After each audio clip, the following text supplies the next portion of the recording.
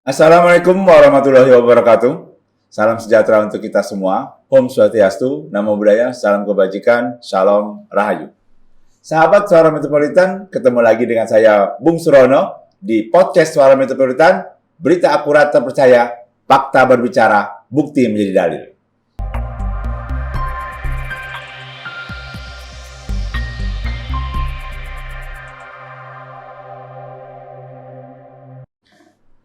Baik sahabat Suara Metropolitan, untuk kali ini saya kedatangan tamu yang akan membahas tentang seni dan budaya, khususnya seni tari.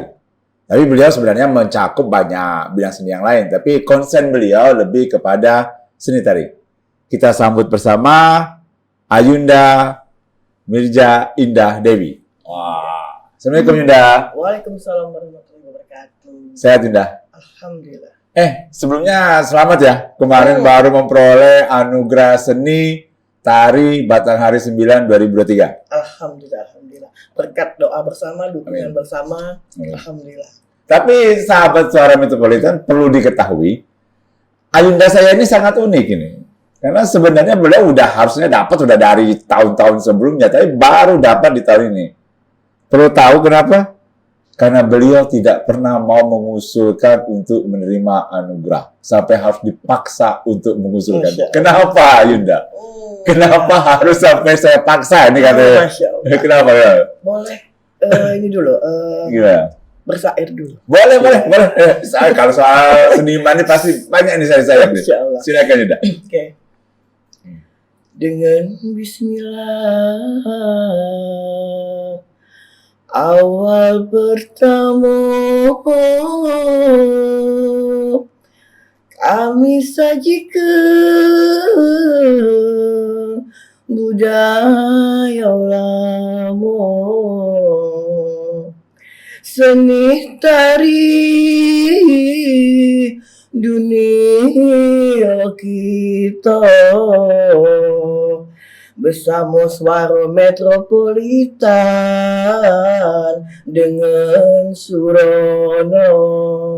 Wah, terima kasih Ayunda. Waduh, ini kayaknya saya perlu belajar lagi nih. Perlu direkam ini Pak Haji Rijal ini untuk jadi jingle kita terbaru. Nah, nyambung pertanyaan tadi, Ayunda. Kenapa sih? Iya, jadi pertama kaget pada saat Surono nelpon.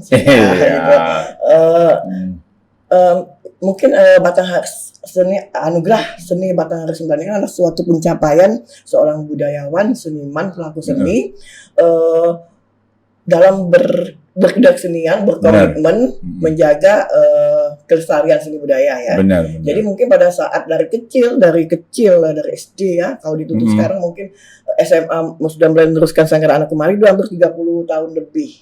Ya pada saat itu kan nggak mengira akan dikasih penghargaan atau apa. Karena kenapa?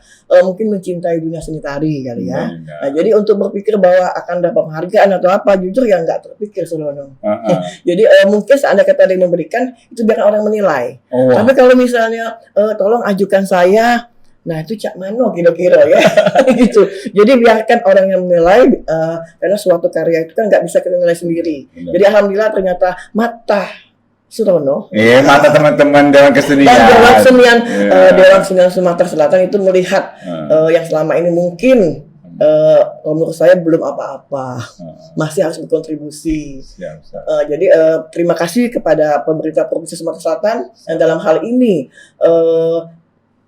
dalam hal ini Dewan Kesenian Sumatera Selatan dan disebut per provinsi benar ya. Jadi yang menggalangi acara ini saya sangat terima kasih karena ini memang sebenarnya bukan pencapaian, masih harus lagi, artinya tanggung jawab.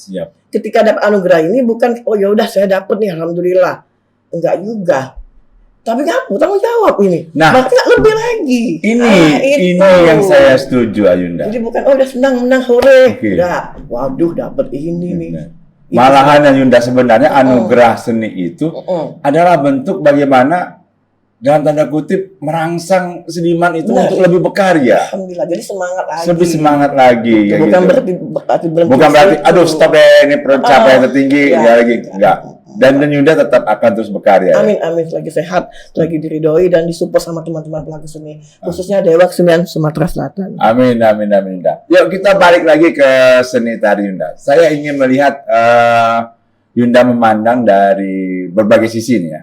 Yang pertama saya ingin Yunda juga mencermati seberapa banyak sih anak-anak muda sekarang yang menyukai seni tari ini? Atau semakin menurun atau semakin naik menurut Yunda sebagai pelaku, pemilik sanggar dan yang lainnya. Jadi sebagai cerita dulu dikit, kalau sejak dari perkembangan kebetulan Yunda kan penerus Sanggar Anak Kumari ya. Sejak Mama mendirikan tahun 1963. Jadi kalau cerita Mama itu pada masa-masa termasuk yang sulit mencari penari.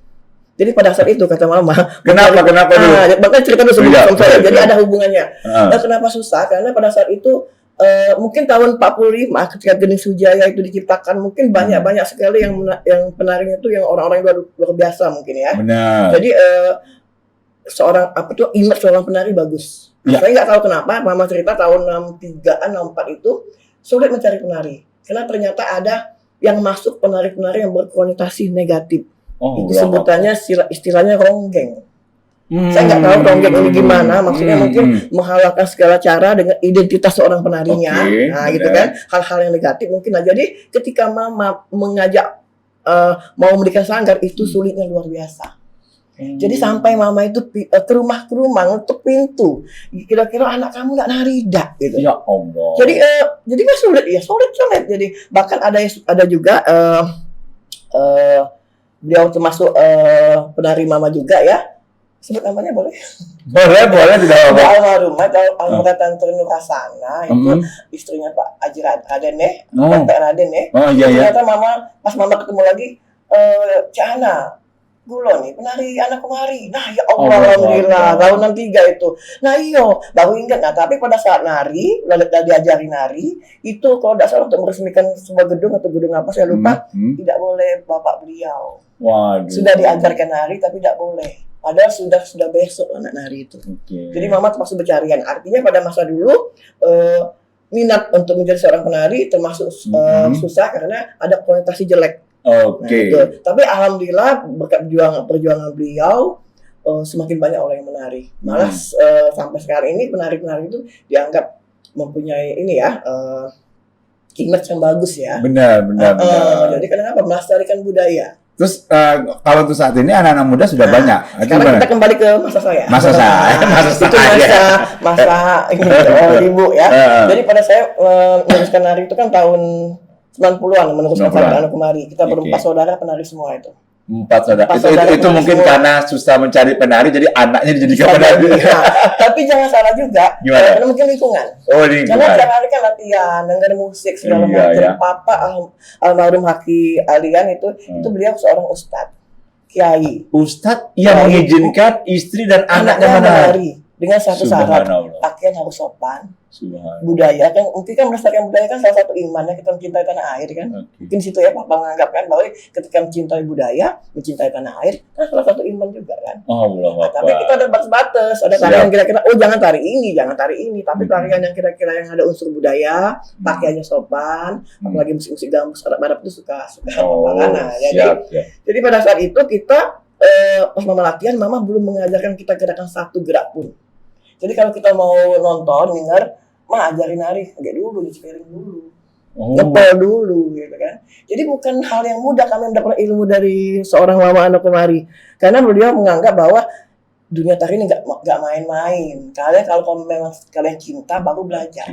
Jadi kita itu diajari bukan berarti langsung dapat ilmu. Begawi dulu. Ada filosofi yang lebih mendalam ya.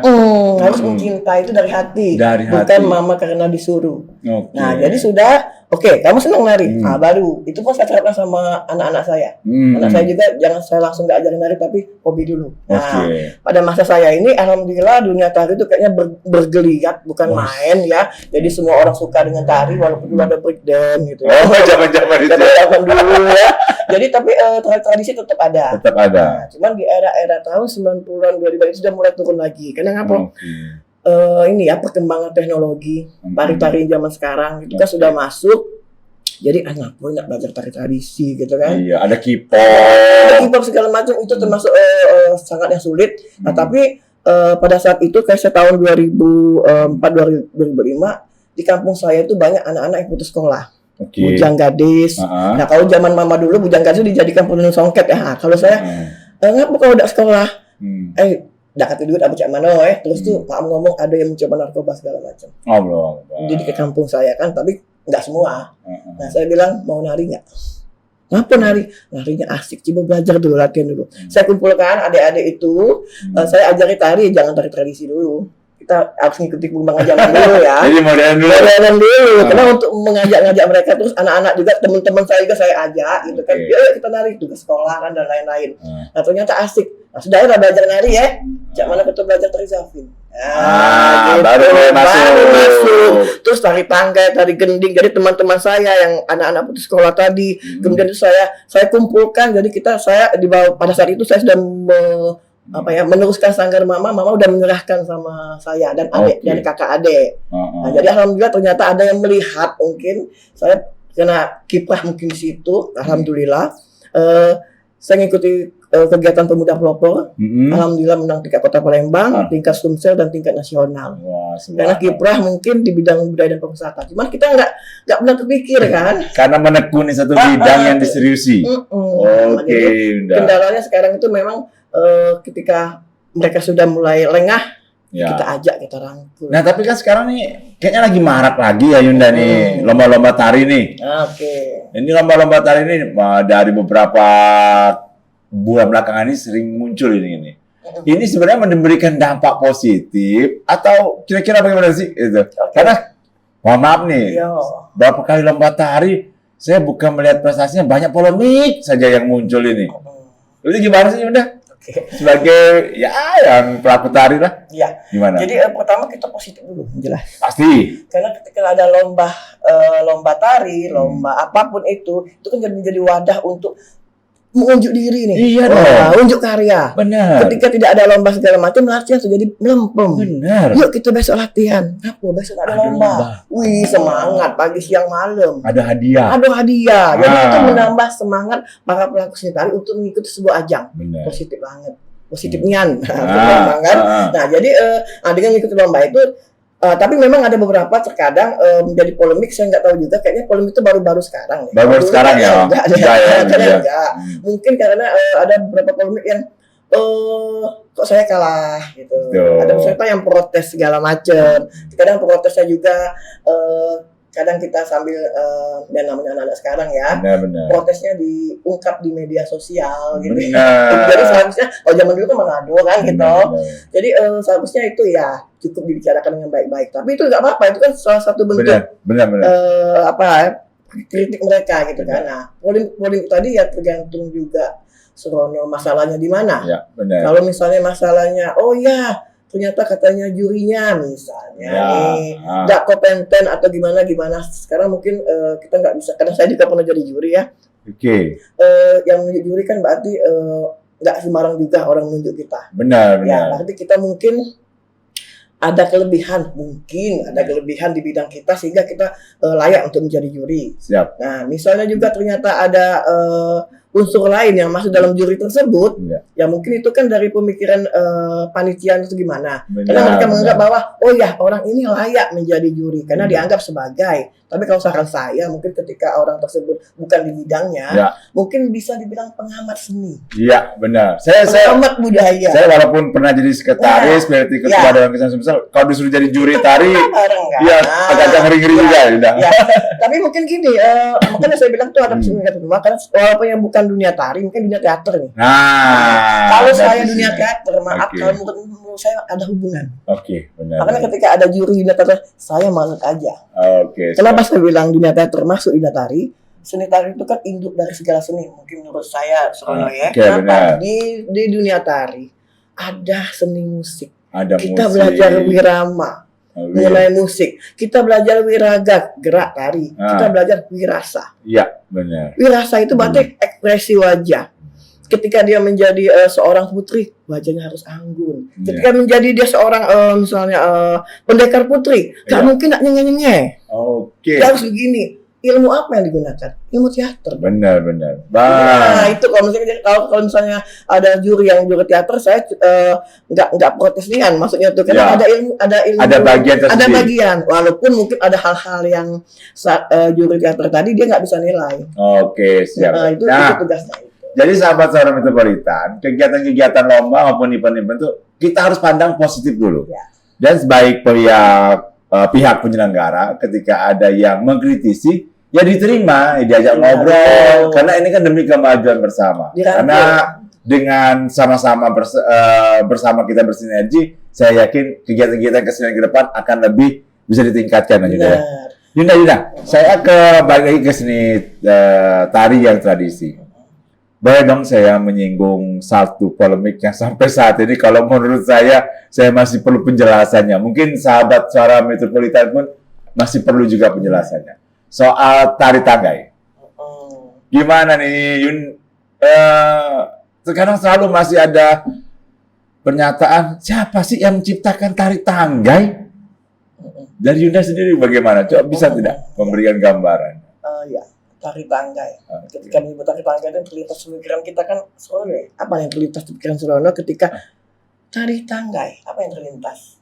Ya tari tradisinya Sumatera Selatan, Palembang lah, Palembang lah. Tanggainya. Tanggainya. Gitu kan. Tuku tanggainya. Dan ya tradisi tadi. Iya. Jadi kalau kita bicara tari tanggai, benar kata Surono tadi, kita wong Palembang atau wong Sumsel merasa ini tradisi budaya kita ini. Iya. Ketika nyebut tari tanggai, tari gending, tari tepak raton, tari tepak itu langsung ini budaya kita. Benar. Kita jadi kayak apa ya? Semangat gitu kan, bukan penyuluh lain ini. Nah, gitu. Nah, tapi memang untuk tari tanggai sendiri, kalau menurut saya memang semakin hari banyak hal-hal yang positif negatif dibicarakan. Siapa pencipta tari tanggai? Nah, kalau menurutku menurut saya, pencipta tari tanggai itu nonim, nggak ada yang ciptain. Tidak ada yang menciptakan. Nah, maksudnya nonim itu karena sudah sekian lamanya. Oke. Jadi kan kita mungkin nggak tahu siapa ciptanya. Kenapa saya bilang nonim? Kenapa saya bilang kita berani bahwa saat ini kita belum tahu? Bukan belum tahu ya, karena udah mungkin lama. Kenapa? Saya punya ibu. Ibu saya punya ibu lagi. Kami manggilnya Emek. Emek punya ibu lagi. Kami manggilnya Ata gitu ya. Jadi ibu saya, mama ibu saya, nenek, Emek, dan Ata 4 generasi sudah tahu tentang tari tanggai itu. Oke. Nah, jadi itu kan salah satu sebab kenapa saya bilang tari tanggai itu sudah lama sekali, ratusan tahun yang silam. Jadi kenapa? Bukti-bukti orang-orang tua saya, nenek saya, buyut saya udah tahu tari tanggai itu. Nah, tapi tari tanggai yang dulu, kalau menurut ibu saya, bukan tari tanggai seperti sekarang. Tari tanggai yang dulu itu geraknya sederhana sekali, dan hampir semua daerah di Sumatera Selatan mempunyai tari tanggai dengan lagu bermacam-macam. Promonya berarti ada? Ada juga, tapi saya kurang tahu dengan lagunya apa ya. Rata-rata daerah itu ada. Rata-rata daerah. Nah, jadi kemudian nanti kalau tanggainya Palembang menggunakan lagu Padang Panjang. Sama juga dengan daerah lain. Itu diajarkan oleh nenek saya. Itu pun tidak ada penciptanya lagu itu. Nonim. Karena mereka bilang siapa pencipta tari ini? Tidak tahu, Mek. Nah, kenapa sekarang muncul? Nah, jadi kenapa muncul sekarang? Kita mungkin bicara mengenai priorisasi tari sambut dulu ya. Secara tari sambut ini bagaimana? Jadi kalau menurut saya tari sambut di Kota Palembang atau Sumsel itu pertama kali memang tari tanggai. Tanggainya ya. Kemudian dari tanggai ini yang saya bilang tari tanggai lamo kalau kami nyebutnya tari tanggai bingen. Tari tanggai bingen. Tidak lama kemudian itu kita tahu bahwa tahun 43 ya diciptakan tari Gending Sujaya, kemudian tanggal 2 Agustus itu mulai ditampilkan tari Gending Sujaya, kita tahu mungkin sejarah semua. Ditampilkan tari Gending Sujaya. Ini juga berakar dari tari punguton. Habis tari Gending Sujaya, kita tahu bahwa tari Gending Sujaya tahun 65-66 itu dilarang karena berkaitan sama suatu gerakan. Jadi dilaranglah salah satu yang menciptakan syairnya, Minci AR itu dianggap terlibat dalam suatu gerakan, jadi dilarang, dibekukan tari Gending Sujaya. Nah, dibekukan tari Gending Sujaya, saya singkatnya aja. Pada saat itu kita tahu kita akan menyambut suatu pejabat pemerintahan, tari apa yang nak ditampilkan gitu kan. Nah, jadi Sanggar Anak Kemaris ini ikut andil dalam sejarah tari sambut itu. Berhubung tari Gending Sejaya itu dihapuskan, muncullah tari tepak keraton oleh Ibu Anak Kemari, karena untuk menggantikan tari gending tadi, untuk menyambut tamu-tamu ya, tamu yang datang pada saat itu. Kalau tari Gending Sejaya menggambarkan tentang kerajaan Sejaya, menggambarkan ini ya, merindukan, bukan berasal. Kadang adik-adik nih berasal dari bukan berasal dari tari kerajaan Sejaya, tapi menggambarkan.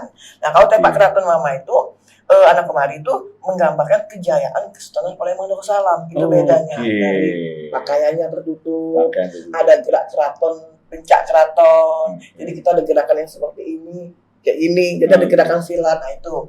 Jadi setelah itu ada muncul juga tari tangga yang lain. Tari tepak keraton, kemudian tari tangga yang lain mungkin ada yang menciptakan selain Mama Anak Kemari, karena menciptakan kayak gini saudara. Kan dilarang nih, ayo kita ciptakan dari baru. Tari baru. Itu kan. Tari kreasi baru. Walaupun dari unsur tradisi juga. Jadi Mama kita tari tepak keraton, mungkin yang lain juga menciptakan. Karena saya juga nggak berani bilang bahwa hanya kita yang menciptakan. Karena nggak boleh gitu kan. Pasti ada juga yang menciptakan yang lain. Nah, dari situ kalau Sanggar Anak Kemari, tepak keraton itu menggunakan tepak, menggunakan pencak silat, dan menggunakan ada syarat lain, pendekar putri. Pendekar putri. Nah, dia harus keturunan Kesultanan Palembang Darussalam, itu syarat dari Anak Kemari. Nah, setelah nggak nari tepak keraton ini kan menyambut tamu-tamu kehormatan. Nah, pada masa itu kan tidak semuanya kita nggak nyambut tamu kehormatan. Ada acara pernikahan, ada acara non resmi. Nah, jadi tepak yang nggak dipakai hanya tari tanggai, tanggai saja. Hanya tari tanggai. Hanya tanggai saja kan, jadilah tari tanggai. Itu kalau menurut pemikiran saya ada sejarahnya ya. Tapi tari tanggai ini tetap berhubung tari tanggai versi lama itu ada, ini tari versi perkembangan. Dan berhubung banyak yang menciptakan versi-versi, artinya tari tanggai 1000 versi. Itu kita nggak mau memang harus tari tanggai 1000 versi itu memang ada.